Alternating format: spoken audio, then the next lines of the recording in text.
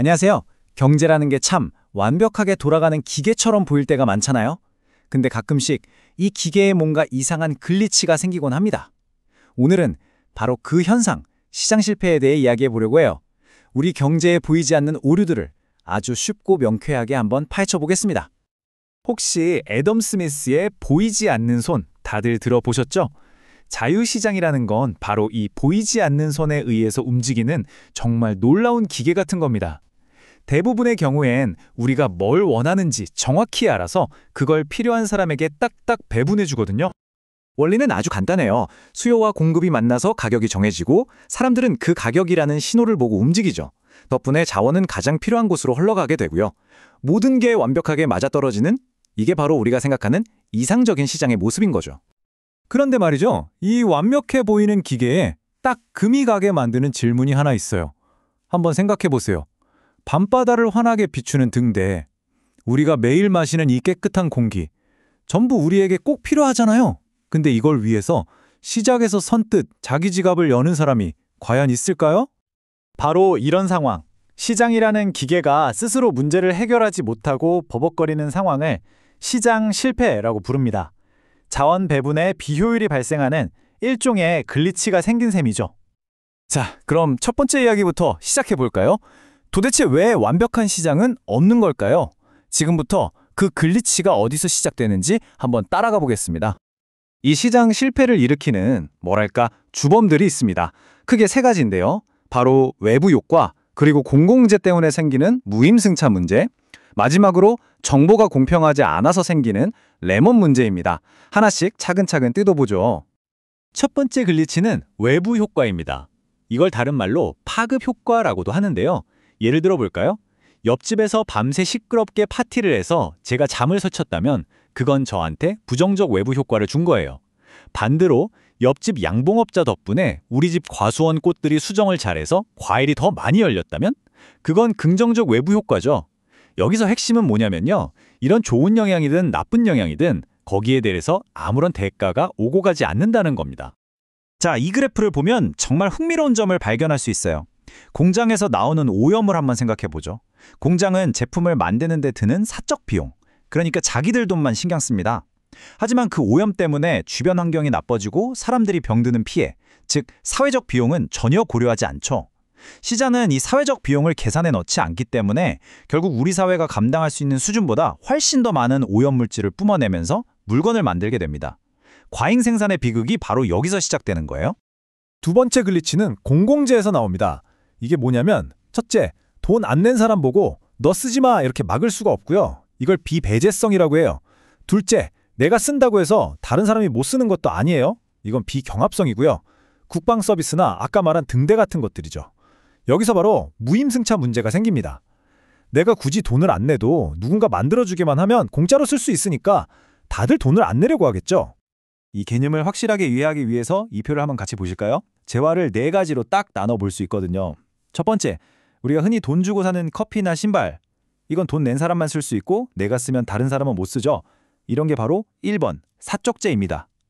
세 번째, 넷플릭스처럼 돈은 내야 하지만 여러 사람이 동시에 즐길 수 있는 건 3번, 클럽재고요. 반대로 돈은 안 내도 되지만 내가 잡으면 다른 사람은 못 잡는 바닷속 물고기는 2번, 공유자원입니다. 그리고 마지막, 돈도 안 받고 막을 수도 없고 모두가 함께 쓰는 국방 같은 4번, 공공재. 바로 이 녀석이 시장 실패를 일으키는 아주 중요한 원인 중 하나인 거죠. 자, 마지막 세 번째 글리치는 비대칭 정보입니다. 이름 그대로예요. 거래하는 사람들 사이에 정보의 양이나 질이 다른 거죠. 한쪽은 많이 아는데 다른 쪽은 잘 모르는 상황. 이게 왜 문제냐고요? 이게 시장을 아주 심각하게 왜곡시킬 수 있습니다. 그 유명한 레몬 시장 이야기가 모든 걸 설명해 줍니다. 중고차 시장을 한번 떠올려 보세요. 차를 파는 사람은 자기 차가 멀쩡한지 아니면 겉만 번지르르한 고물, 즉 레몬인지 정확하게 알고 있죠.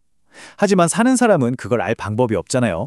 결국 구매자들은 혹시 속는 거 아닐까 싶어서 비싼 값을 치르려고 하지 않게 되고 진짜 좋은 차를 가진 사람들은 제값을 못 받으니까 아예 시장을 떠나버립니다.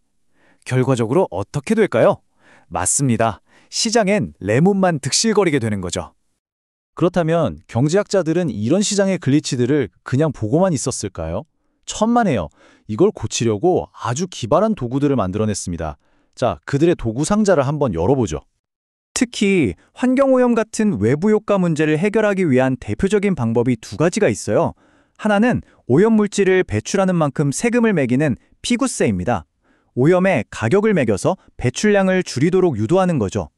다른 하나는 배출권 거래제인데요. 정부가 오염 배출 총량을 딱 정해놓고 기업들끼리 그 안에서 배출할 수 있는 권리를 사고팔게 하는 겁니다. 이건 오염의 총량을 통제하는 방식이죠. 느낌이 확 다르죠? 여기서 정말 놀라운 아이디어가 하나 나옵니다. 바로 코즈의 정리인데요. 정부가 굳이 개입하지 않아도 당사자들끼리 문제를 해결할 수 있다는 거예요. 핵심은 이겁니다. 공장의 소음 문제에서 주민들에게 조용할 권리를 주든 공장에 소음을 낼 권리를 주든 누구의 권리인지 재산권만 명확하게 정해주면요. 결국 서로 협상을 해서 사회 전체적으로 비용이 가장 적게 드는 효율적인 결과에 도달한다는 겁니다. 누가 처음에 권리를 가졌는지는 중요하지 않을 수도 있다는 아주 강력한 주장이죠. 자, 지금까지 우리는 시장의 글리치를 고쳐서 경제라는 기계를 더 효율적으로 만드는 법을 봤습니다. 근데 여기서 한 걸음 더 나아가 보죠. 기계가 아무리 효율적으로 잘 돌아가도 거기서 나온 결과물이 모두에게 공정하게 분배되지 않는다면 그건 과연 무슨 의미가 있을까요? 이제 효율성을 넘어서 공정함의 척도를 한번 살펴보겠습니다. 우리 사회의 불평등을 한눈에 보려면 어떻게 해야 할까요? 경제학자들은 로렌츠 곡선이라는 아주 강력한 도구를 씁니다. 지금 보이는 이 그림에서 저기 대각선으로 쭉 뻗은 직선 있죠?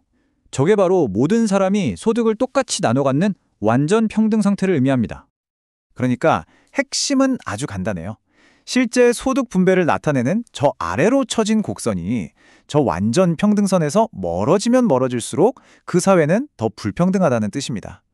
저 직선과 곡선 사이의 공간, 저 활 모양 면적이 바로 불평등의 크기라고 보시면 돼요.